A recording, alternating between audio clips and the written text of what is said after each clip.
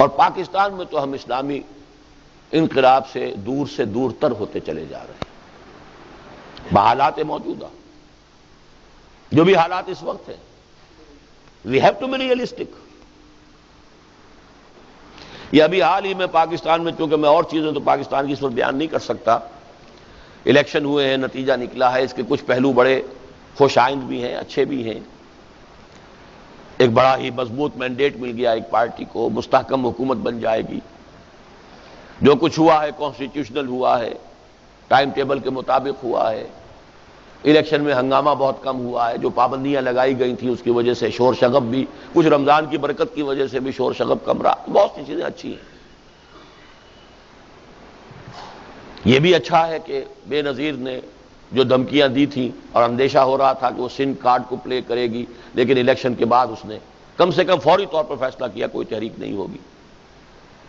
یہ سارے آثار اچھے ہیں، اور اس سے ہمارے موقف کا ایک حصہ 100% ثابت ہو گیا. میرا موقف کیا رہا ہے؟ پاکستان میں اسلام تو انقلاب اسلامی جو ہے وہ تو انتخابات سے نہیں آ سکتا، لیکن انتخابات جاری رہنے چاہیے. بس یہ ہے میرا موقف. پاکستان کا باپ اسلام ہے، ماں جمہوریت ہے. سن 46 کے الیکشن کے بطن سے برآمد ہوا پاکستان عالم واقعہ میں. وہ عالم جو ہے اس کا فیصلہ وہ ہوتا تو اسی عالم واقعہ کے اندر سے ہو کے اللہ کے فیصلوں کی تدبیر جو ہے ہوتی ہے. نعرہ اسلام کا پاکستان کا مطلب کیا؟ لا الہ الا اللہ. باپ اسلام ہے، ماں جمہوریت. بئی مانا کہ 46 کے الیکشن کے بطن سے ولادت ہوئی. تو اس کی زندگی کا دار و مدار اس کے حالات کا وہ تو ہے الیکشن پر ہوتے رہے. اور جو بھی کچھ قرض ہم نے اپنے سر چڑھا لیا تھا ضیاء الحق صاحب کے دور میں، الیکشن کو پروسیس کو روک کر، وہ قرض اب ادا ہو گیا پے بپے. 2-3 سال کے بعد 4-5 الیکشن ہو گئے. اللہ کا شکر ہے کہ اب وہ سٹیبل گاڑی جو ہے پٹڑیوں کے اوپر وہ گاڑی چل پڑی ہے. لیکن یہ تو ہے اس کا روشن پہلو. دوسرا پہلو کیا ہے؟ ذرا بہت تاریک پہلو ہے وہ. روشن پہلو کو میں سم اپ کروں تو پاکستان موومنٹ یا مسلم لیگ دوبارہ زندہ ہو گئی. And Pakistan movement and Muslim League are synonymous. اور تاریک پہلو کیا ہے کہ اس وقت کی پاکستان کی تحریک میں نعرہ اسلام کا تھا، اور آج سرے سے اسلام کا تذکرہ نہیں ہے. معاشیات، اقتصادیات، ایشین ٹائیگر، انڈسٹریلائزیشن، یہ نعرہ بھولے سے اسلام کا نام نہیں لیا. یہ بھی تو پہلو ہے کہ نہیں؟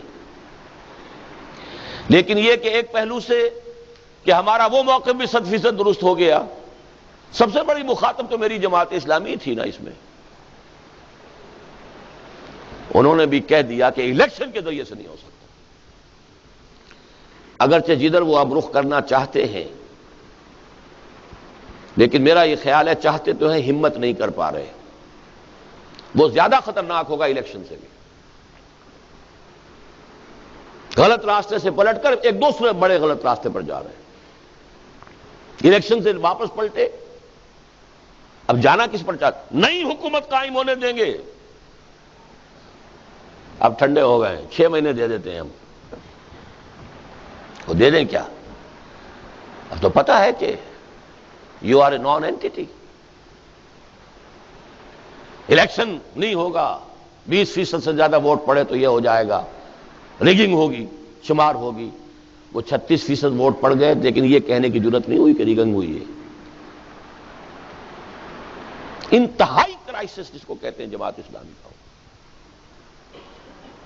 لیکن بدقسمتی سے وہی غلطی کہ جو الجزائر میں ہوئی، وہاں تو کامیابی کے بعد، الیکشن میں کامیابی کے بعد پھر جب اس کو روک دیا گیا تو پھر وہ ٹیررسٹ ایکٹیویٹی اور گوریلا وار کسی شکل اختیار کر لی گئی. اسے بھی میں غلط سمجھتا ہوں، صحیح نہیں. یہاں بھی یہی تھا کہ اب یہ دیکھ کر کے الیکشن کے راستے سے کوئی بھی پیش رفت کی امید نہیں ہے، تو اندیشہ ہے کہ آج نہیں تو کل جو نوجوان، ایک طاقت تو ہے، 20-30 ہزار 40 ہزار تو نوجوان ہوں گے نا جماعت اسلامی کے ورکرز ہیں، ان کے وہ اور نوجوانی کا جوش ہوتا ہے، خروش ہوتا ہے، اور پھر ان کی بہت بڑی تعداد نے جو ہے وہ تربیت حاصل کی ہے افغانستان میں، کچھ نے کشمیر میں. تو اندیشہ یہ ہے کہ کہیں اس راستے پر نہ نکل جائیں. اللہ تعالیٰ اس سے بچائے. وہ راستہ مفید نہیں، بہتر نہیں، نقصان دہ ہے. بہرحال اب جو میرے سامنے جو اس اعتبار سے جو کروشل ایشوز ہیں وہ دو ہیں. میں بہت سے حصہ جو آج اور کہنا چاہتا تھا اب کوئی امکان نہیں ہے. وہ میں عرض کر چکا ہوں، میرے 4 کیسٹ پچھلے 4 جمعوں کے آپ ان کو سن لیجئے گا تو یہ ساری باتیں آ جائیں گی تفصیل سے. میرے نزدیک موسٹ کروشل جو ہے اسلام کے اعتبار سے، میرا جینا مرنا اسلام کے لیے، قرآن کے لیے، اسلام کے لیے. اور قرآن اور اسلام کو حضور کی اس حدیث نے جوڑ دیا، ان اللہ یرفع بہذا الکتاب اقواما ویضع بہ آخرین. ایک تو یہ کہ پاکستان میں اسلامی انقلاب کے لیے جو اب فرسٹ پرائیورٹی ہے جو کام کرنے کا ہے اس وقت، کہ جماعت اسلامی کی جو فورس ہے بہت بڑی، اس کو صحیح رخ پر آنے کی دعوت دی جائے. میں نے 2 سال پہلے تدبیر الہی میں تو یہ چیزیں کچھ طے ہو چکی ہوتی ہے نا، پہلے 2 سال پہلے تقریر کی تھی، جو چھپا ہوا ہے کتاب چاپ ہے، اس کا کتاب ہے کہ پاکستان میں مذہبی جماعتوں میں جو اختلاف اور افتراق ہے اس کا پس منظر کیا ہے، اور اب یہاں اسلامی انقلاب کے لیے ضرورت ہے اس بات کی کہ وہ جو فکر انقلابی اقبال کا تھا جس کو لے کر پھر مولانا مودود نے جماعت اسلامی قائم کی تھی، ابوالکلام اور اقبال کے 2 دھارے کو جوڑ کر ایک جماعت اور ایک تحریک کا آغاز کیا تھا. اب اس کے جو حصے بکھر گئے ہیں، کچھ لوگ سن 43 میں علیحدہ ہو گئے تھے، خیر وہ تو نسل وہ ہے جو اب ختم ہوئی، تلک امت قد خلت، ان میں سے تو ایک صاحب اب باقی ہیں مولانا علی میاں ہندوستان میں، باقی سب فوت ہو چکے. پھر وہ سن 57-58 میں ایک بہت بڑا اختلاف ہوا، اور اسی زمانے میں میں علیحدہ ہوا، مولانا اصلاحی صاحب علیحدہ ہوئے وغیرہ. ان میں سے بھی بعض لوگ جا چکے، میری تو اس وقت کوئی حیثیت ہی نہیں تھی، 24 برس کا نوجوان، 25 برس ابھی پورے نہیں تھے. پھر علیحدہ ہوئے یہ نعیم صدیقی صاحب، اور وہ پھر خود 2 حصوں میں تقسیم ہو گئے. تحریک اسلامی کے 2 گروپ، تنظیم اسلامی جو میں نے اسی تحریک کا دعویٰ میرا یہی ہے کہ تحریک وہی ہے، اقبال اور مودودی کی تحریک. صرف یہ ہے کہ یہ قومی سیاسی جماعت کا رول نہیں، الیکشن کا طریقہ نہیں، انقلابی طریقہ، اصولی اسلامی انقلابی جماعت انقلابی پروسیس سے کام کرے. پہلا انتہائی اہم کام یہ ہے کہ ان بکھرے ہوئے عناصر کو جمع کیا جائے، اور جمع کرنا اس شکل میں تو ممکن نہیں ہے کہ مرجر ہو جائے جماعتوں کا. اپنی اپنی قیادتیں ہیں، اپنے اپنے نظام ہے، وفاق قائم کیا جائے، ایک یونائٹڈ فرنٹ ہو، انتخابات کے لیے نہیں. کہ یہ جو یہاں پر ہمارے کارکن ہیں ان کی تربیت، سیاسی تربیت تو ہو گئی، ایجیٹیشن کی تربیت بھی ہو گئی، کیا ان کی اخلاقی اور روحانی تربیت بھی اسی انداز پہ ہو گئی ہے کہ جس انداز پر ہونی چاہیے اسلامی انقلاب کے لیے؟ کیا پورے ملک کی سطح پر اسلام کی دعوت کو بھی اس طریقے سے عام کیا جا چکا ہے جس طریقے پر کہ کسی اقدام سے پہلے ہو جانا چاہیے؟ جو کمی رہ گئی ہے اس کو پورا کرنے کے لیے، ریسورسز کو پول کرنے کے لیے، جمع کرنے کے لیے ان چاروں تنظیموں کا ایک وفاق قائم ہو. اور اس میں نے اپنی حیثیت 1/4 کی رکھی ہے. یہ تجویز جو میری ہے اس وقت ضرورت ہے کہ آپ میں سے جن حضرات کا بھی کوئی تعلق ہے، تعارف ہے، کوئی دوستی ہے، اٹھنا بیٹھنا ہے جماعت اسلامی کے لوگوں سے، ان کو وہ کتابچہ پہنچائیے، اور ہدیہ عید سعید کے طور پر. آج کل تو کارڈ بھی جو ہے کوئی 30-30، 40-40، 50-50 روپے کے. مجھے ایک کارڈ آیا عید کارڈ جس میں قاضی حسین احمد صاحب کی تصویر ہے.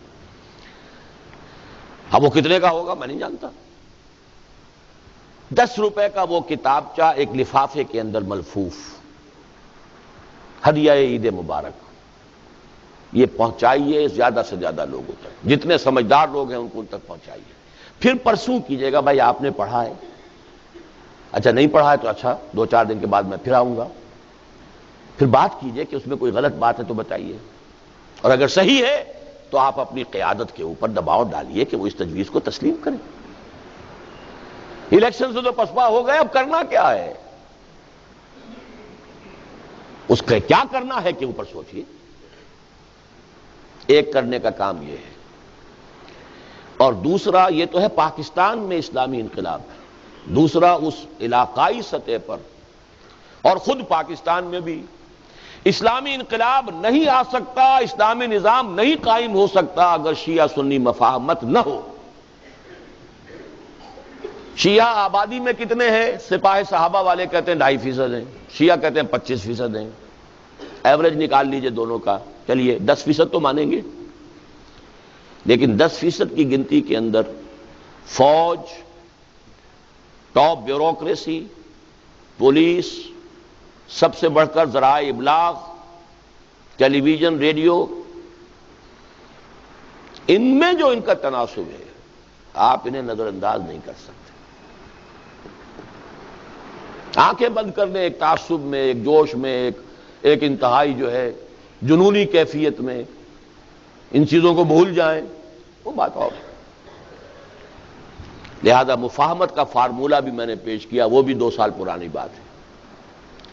اور مجھے حیرت ہوئی ہے تب جب میں نے تو بہت ڈرتے ڈرتے پیش کیا تھا کہ کب شیعہ اسے کب قبول کر سکتے ہیں. اور یہی بات مجھ سے کہی تھی ہمارے جو صدر ہیں لغاری صاحب، یہ وہ کب مانیں گے. میں نے کہا دیکھیے حالات کا رخ جو ہے وہ شاید ماننے پر، سوچنے پر آمادہ کر دے. ایران انسرکل ہو رہا ہے. اگر افغانستان بھی خدا نہ خواستہ نیو ورلڈ آرڈر کا اعلی کار بن جائے غیر شعوری یا شعوری طور پر، تو کتنا خوفناک ہوگا ان کے لیے. پھر تھرڈ ٹارگٹ پاکستان ہے، نہ یہاں شیعہ سٹیٹ بن سکے گی نہ سنی سٹیٹ بن سکے گی. کیا بنے گا؟ یہودیوں کا مالیاتی استعمار. اس حوالے سے شاید وقت آنے پر یہ سوچ لیں. حیرت مجھے ہوئی جب وہاں سے ایک عالم دین آئے، آیت اللہ واعظ زادہ خراسانی، انہوں نے کہا یہی ہمارا موقف ہے. اور یہی آیت اللہ خمینی صاحب کا موقف تھا. ہر مسلمان ملک میں اسلامی انقلاب کے معنی یہ ہوں گے کہ وہاں جو پبلک لا ہے وہ وہاں کی اکثریت کی فقہ یا اکثریت کے مذہبی تصورات کے مطابق بنے گا، لیکن پرسنل لا میں تمام فقہوں کو آزادی ہوگی. یہی تجویز میں نے پیش کی تھی. میں نے جنوری میں تقریر کی تھی، یہ نومبر سن 95 میں آ گئے. میں نے کہا تیری آواز مکے اور مدینے. یہی وجہ ہے کہ پھر میں نے سن 96 میں ایران کا سفر کیا، ورنہ اس سے پہلے نہ معلوم کتنی دعوتیں آئی تھیں مجھے.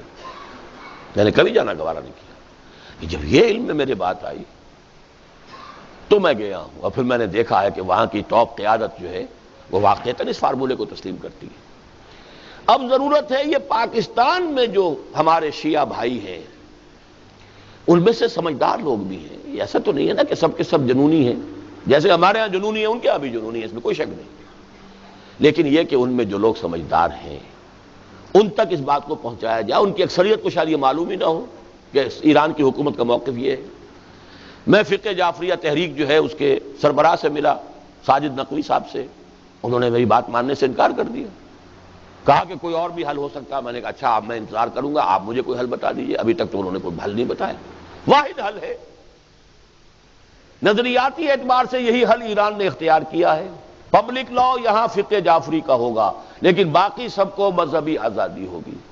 عبادات میں، پرسنل لا میں، شادی بیاہ میں، نکاح طلاق میں، وراثت میں، یہ پرسنل لا ہے. یہ حنفی کے طریقے پر کرے، حنبلی کے طریقے پر کرے، مالکی کے طریقے پر کرے، کھلی آزادی.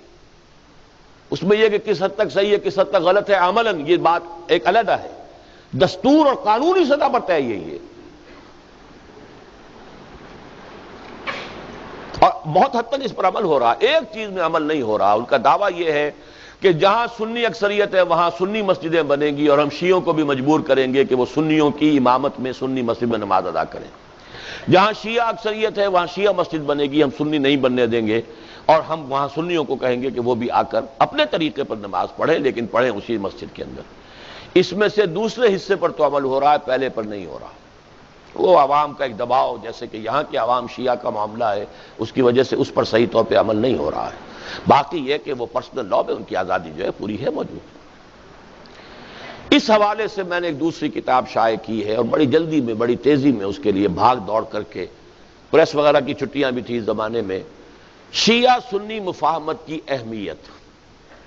میری پہلی تقریر جو اوریجنل فارمولا تھا جو میں نے پیش کیا تھا اہل تشیع کی خدمت میں سن 95 کا، پھر آیت اللہ خراسانی کی تقریر جو انہوں نے آ کے ہمارے قرآن کالج میں لاہور میں کی، وہ اس میں شامل کر دی ہے۔ پھر ایران کا سفر کرنے سے متصل قبل میں نے پنڈی میں اور اس کے بعد لاہور میں تقریر کی تھی، حضرت مہدی کے بارے میں ہمارا تصور کیا ہے، شیعوں کا تصور کیا ہے۔ پھر ایران سے واپسی پر ایک تو ایران کے دورہ کے کچھ تاثرات ڈاکٹر عبدالخالق نے لکھے، کچھ میں نے آ کر تقریر کی جس میں کہ شیعہ سنی مسئلے سے متعلق اپنا پورا موقف واضح کر دیا۔ میں سنی ہوں، سنی ہی گیا تھا، سنی ہی واپس آیا ہوں، لیکن یہ کہ میں سنی شیعہ مفاہمت اس ملک میں اسلامی انقلاب کے لیے بھی ضروری سمجھتا ہوں۔ اور نمبر دو، اور اس سے بھی اہم تر، وہ یہ کہ یہ نیو ورلڈ آرڈر کے سیلاب کو رجسٹ کرنے کے لیے اگر کوئی بلاک بن سکتا ہے تو وہ ایران، افغانستان اور پاکستان ہے۔ اور عجیب نقشہ میرے سامنے آتا ہے، آپ بھی جا کے دیکھیے گا نقشہ۔ پاکستان یوں آتا ہے ترچھا، یوں، ایران یوں، گود میں افغانستان، دونوں کی گود میں، یا یوں سمجھیے جیسے کہ رحل ہوتا ہے اور رحل میں قرآن رکھا ہوتا ہے، وہ ایک یوں آ رہا ہے پاکستان، ایک ادھر سے آ رہا ہے ایران، اور بیچ میں افغانستان، جہاں کے لوگوں نے 15 لاکھ جانیں دے دی ہیں۔ نعرہ بہرحال اسلام کا تھا، جیسے نعرہ پاکستان کے لیے اسلام کا تھا، لیکن وہاں یہ ہے کہ اب وہاں کے علماء کی طالبان، لیکن ہیں وہ کٹر روایتی، جس کو ہم کہتے ہیں ٹریڈیشنل علماء، جدید حالات، جدید فکر، جدید سوچ، جدید ریاست کا نقشہ کیا ہوگا، جدید معیشت کے مسائل کیا ہیں، ان کا اس سے ان کا کوئی سروکار نہیں، وہ تو عربی مدرسوں کے پڑھے ہوئے لوگ ہیں، لیکن بہرحال اسلام کی بالادستی وہاں پر ہو گئی ہے۔ اب ہمیں یہ کرنا ہے پاکستان میں بھی بالادستی کے لیے، جو سب سے بڑی اویلیبل فورس ہے جماعت اسلامی کے، اس کے رخ کو صحیح پر لے آئے، رہے جماعت اسلامی انٹیکٹ رہے، اس کی قیادت مبارک ہو قاضی حسین احمد صاحب کو، لیکن یہ ہے کہ مل جل کر کچھ کام کریں، دعوت، تربیت۔ یہ مرحلہ جو ہے پاکستان میں، اس میں تو ہمارے ان کے درمیان کوئی اختلاف ہی نہیں، اختلاف الیکشن کا تھا، اس سے وہ ویسے بھاگ گئے ہیں، اب تو کم سے کم وقتی طور پر مستقل کہنے کو تیار نہیں ہے۔ اور دوسرے یہ کہ اس علاقائی سطح پر شیعہ سنی مفاہمت پاکستان کے لیے بھی اور اس پورے بلاک کے لیے بھی، جسے بی بی سی نے کہا ہے red signal for the West, میری اس تقریر کو پاکستان، افغانستان اور ایران کا وفاق، پاکستان میں جماعت اسلامی، تنظیم اسلامی اور تحریک اسلامی کا وفاق، علاقائی سطح پر پاکستان، اور یہاں پہلے اسلامی انقلاب برپا کریں گے تب آئیں گے نا، یہ سیکولر ملک ہو اور وہ دونوں مسلمان حکومتیں علماء کی، تو کیسے آپس میں معاملہ ہوگا۔ لیکن یہ کہ اس بلاک کے لیے بھی کروشل ہے یہ مسئلہ شیعہ سنی مفاہمت کا، اس کے بھی کچھ تعداد جو ہے میں خاص طور پہ تیار کروا کے آپ کے لیے بھی لے آیا ہوں۔ وہ ذرا ضخیم کتاب ہے، اس کے لیے ایک بہت خوبصورت جو ہے اس کا کور بھی چھاپا ہے، اس میں بھی ہدیہ عید سعید کے طور پر یہ آپ اہل تشیع حضرات، اور یا ہمارے ہاں جو بھی جو سپاہ صحابہ کے بھی سمجھدار لوگ ہوں کہ وہ غور کریں ان حقائق کے اوپر، انہیں پہنچائیے۔ اب جو بھی رمضان مبارک کا یہ وقت رہ گیا ہے، اس میں جو بھی آپ نیکی کمائیں گے، آپ کو معلوم ہے کہ اس کا اجر کتنا زیادہ ہے، تو اگر خالصتاً اس لیے کہ پاکستان میں اسلام کے انقلاب کو تقویت پہنچانے کے لیے یہ انقلابی فکر رکھنے والے 4 گروہ جو ہیں، جن کا سورس ایک ہے، منبع ایک ہے، ایک ہی شاخیں ہیں ایک ہی درخت کی، یہ پھٹ گئی ہیں، ایک دوسرے سے دور ہو گئی، انہیں قریب تو لایا جائے۔ اور ایک شیعہ سنی مسئلہ جو ہمارے ہاں 1400 برس پرانا ہے، یہ مسئلہ کوئی آج کا تو نہیں، میں تفصیل بیان کر چکا ہوں اپنی ایک تقریر میں، اس کی تاریخ میں نے بیان کی ہے، جو ان 4 جمعے میرے جو ہے لاہور میں گزرے ہیں، یہ ان کے کیسٹ بار بار میں تذکرہ اسی لیے کر رہا ہوں کہ وہ سنیے تاریخ کیا ہے۔ وہ مسئلہ تو ہے 1400 سال پرانا، 1300 سال پرانا، جو بھی آپ کہیں اسے، 1350 سال۔ شروع تو ہو گیا تھا حضرت عثمان کی شہادت کے بعد سے، شیعان عثمان، شیعان علی، پھر شیعان عثمان بن گئے، ان کا نام بدل گیا اہل سنت والجماعت جو ہم ہیں، اور شیعان علی نے وہ شیعہ کی شکل اختیار کر لی، وہ بات ہے جو آج تک چل رہی ہے۔ تو یہ تو ہو گیا ہے حضور کے انتقال کے 25 برس بعد، 1450 برس پرانی جھگڑا، یہ ایسا چک جائے گا کیا؟ لیکن یہ کہ ان میں تلاش کیا جائے قدر مشترک کیا ہے، اختلاف کیا ہے، اختلاف کی اصل حیثیت کیا ہے، ان سب کو دیکھ کر ہم کسی جگہ چیز پر جمع بھی ہو سکتے ہیں کہ نہیں ہو سکتے، یہ فارمولہ اگر وہ قبول کر لیں۔